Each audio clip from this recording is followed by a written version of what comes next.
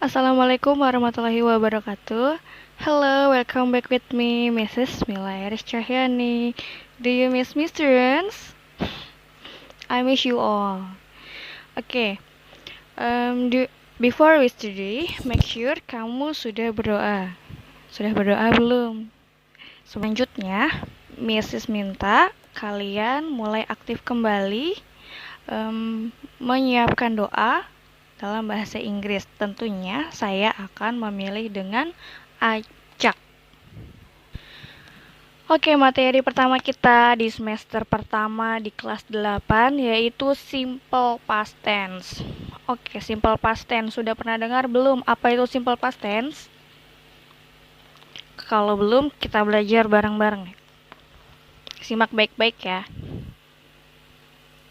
Simple past tense adalah kalimat tenses yang digunakan untuk menyatakan kejadian yang terjadi di masa lampau, alias yang sudah pernah terjadi, yang sudah pernah dilakukan oleh siapa? Oleh objeknya atau oleh kamu, bisa jadi.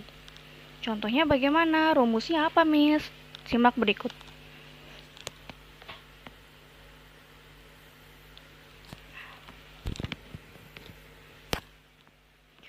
Rumusnya subjek plus verb to. Verb, apa sih verb? Masih ingat nggak? Coba kelas 7 sudah pernah belajar tenses. Pasti nggak asing kan sama kata verb. Ayo, verb artinya apa? Kata kerja. Oke, pintar. Kalau di kelas 7 kita belum belajar kata kerja kedua karena kita belum menggunakan simple past tense. Kali ini kita mulai memasuki verb 2 atau kata kerja kedua. Kata kerja kedua ini ada yang berbeda penulisannya dari kata kerja yang pertama. Cara mengetahuinya biar beda tuh bagaimana sih, Miss? Yang punya kamu siap-siap ya, diambil, dibuka. Mari simak contohnya di kalimat positif. She want to go to the cinema yesterday. Kalimat negatifnya. She didn't want to go to the cinema yesterday. Kalimat tanyanya. Did she want to go to the cinema yesterday? Berubah tidak anak-anak? Apanya yang berubah? Ya, betul. Wanted. Di kalimat positif tertulis wanted, W-A-N-T-E-D. Kok ada ed-nya ya? Kenapa bisa, Miss? Bisa. Kenapa? Karena jika verb kedua ada yang ditambahkan ed, ada yang tidak beraturan, juga ada yang tidak berubah. Nanti kita simak di slide selanjutnya. Oke, want berubah, ditambahkan ed. Kemudian di kalimat negatifnya kok tidak berubah? Iya, karena kalimat negatif berubah lagi. Verb keduanya langsung berubah. Hilang ed-nya. Cukup kata kerja pertama. Want itu artinya apa sih? Apa ayo? Want, iya benar. Saya ingin. I want. She want berarti dia ingin. Oke, dianya dia siapa? Dia perempuan. Oke. Kemudian she didn't want karena kalimat negatif jadi harus menggunakan kata not. Itu penting ya. Did not. Oke, she did not. She did not want. Dia tidak ingin. Benar. Di kalimat positif kok gak ada did not-nya, Miss? Iya, karena kalimat positif tidak menggunakan not. Nah, yang menggunakan not ada kalimat negatifnya. Betul sekali. She didn't want to go to the cinema yesterday. Dia tidak ingin go to apa? Pergi the cinema yesterday. Ke bioskop kemarin. Oke, ingat baik-baik ya. Di simple past tense kita selalu menggunakan hari atau keterangan ya. Di akhir kalimatnya bisa, di awal kalimat juga. Jika di kalimat tanya berbeda artinya berubah menjadi apakah. Oke. Did dimasukkan kembali objeknya. Objeknya siapa? She, betul. Did she want? Nah, kalimat negatif dan kalimat tanya Kata kerjanya berubah ya anak-anak, tidak lagi menjadi kata kerja kedua, berubah tetap menjadi kata kerja pertama. Gak usah ditambahin ed, gak usah ditambahin yang lain, oke? Tetap ikuti kata kerja pertama.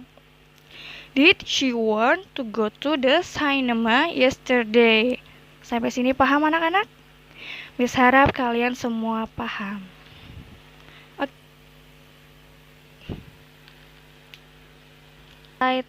Bentuk kata kerja atau verb yang digunakan merupakan bentuk kata kerja kedua. Iya, kedua, tapi hanya digunakan pada kalimat positif. Ingat-ingat ya, kalimat negatif dan kalimat tanyanya tidak perlu diubah menjadi kata kerja kedua. Oke, ingat-ingat, pokoknya harus lihat lagi rumusnya atau contohnya di video ini. Oke. Dalam bahasa Inggris, anak-anak, terdapat dua jenis kata kerja atau verb ya, yaitu regular verb dan irregular verb. Maksudnya apa, Miss? Ya, regular verb adalah kata kerja yang beraturan. Beda dengan irregular verb, kata kerja tidak beraturan. Contohnya ya, kita lihat.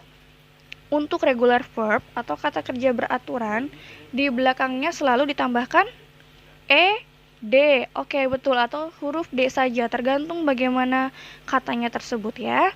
Contohnya seperti tadi, want, ditambahkan ed, jadi wanted, oke benar.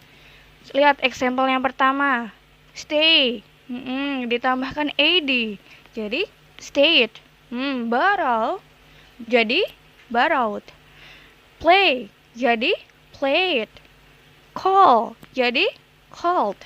Oke, pintar. Saya rasa kalian semua sudah paham. Next slide. Slide selanjutnya, kita bahas irregular verb atau kata kerja tidak beraturan. Maksudnya bagaimana, Miss? Ya, jadi kata kerja yang pertama dengan yang kedua, ketiga, mereka tuh berubah semuanya. Nggak bisa jadi, contohnya ya, kita lihat. Example, awake. Nggak bisa jadi awake ditambahin id, nggak bisa, ditambahin ed, nggak bisa, jadi awake gitu, nggak bisa ya, dia berubah jadi awake. Begin, memulai, jadi began. Oke, eat, makan, jadi ate. Namun ada sebagian irregular verb yang memiliki bentuk kata kerja nggak berubah sama sekali. Maksudnya, iya, dia dari kata kerja yang pertama hingga kedua itu penulisannya tetap sama ya anak-anak. Contohnya, coba lihat. Iya. Split, tidak berubah. Spread, menyebarkan, tidak berubah juga. Set, mengatur, tidak berubah. Cut, juga tidak berubah. Cara melihat dan membedakannya bagaimana, Miss? Apakah kita harus menghafalkan semuanya? Kalian tidak perlu menghafalkan semuanya, karena ada berbagai banyak kata dan kosakata dalam bahasa Inggris. Mungkin kalian akan bingung dan pusing ya.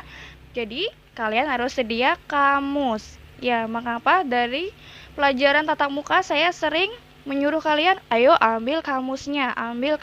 Karena dalam bahasa Inggris, kamus itu sangat penting ya.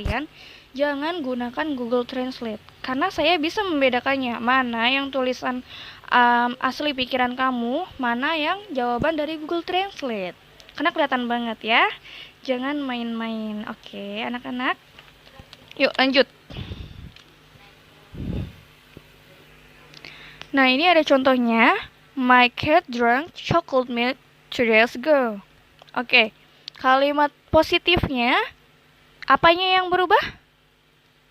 Kata kerja dari kalimat ini yang mana sih? Ini ada contohnya. My cat drank chocolate milk 2 days ago. Oke, kalimat positifnya, apanya yang berubah? Kata kerja dari kalimat ini yang mana sih? Kata kerja yang pertama, drink, atau artinya minum. Ya, kucing saya minum susu coklat 2 days ago, 2 hari lalu. Iya. Kenapa keterangan waktunya kok mundur? Ya, karena ini simple past tense yang sudah terjadi di masa lampau. Coba, bisakah kalian menjawab kalimat negatifnya? Saya harap kalian bisa semua. Oke anak-anak, gampang ya. Kalau kalimat negatif tinggal ditambahin did not atau didn't. Didn't itu ya, tinggal ditambahin didn't atau did not. Didn't itu kependekan dari did not. Oke. My cat didn't drink chocolate milk 2 days ago. Ya, yang berubah apa? Oke, yang berubah apa? Kata kerja yang kalimat positif drank. Kalau kalimat negatifnya drink. Nah, kemudian kalimat negatif ditambahkan did not atau didn't. Oke. Kemudian kalimat tanyanya bagaimana, Miss? Tidak usah diubah semua ya. Karena jika kalimat tanya cukup ditambahkan did di awal kata. Iya. Seperti ini. Did my cat drink chocolate milk 2 days ago? Karena did berubah artinya menjadi apakah jika digunakan dalam kalimat tanya. Oke. Contoh yang kedua, last year we went to Malang. Last year.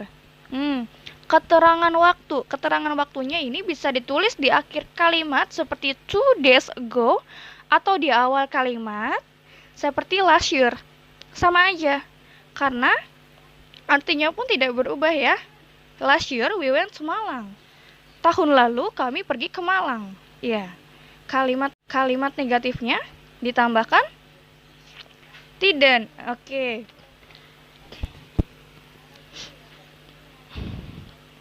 Kalimat positif yang berubah pada contoh yang kedua apa?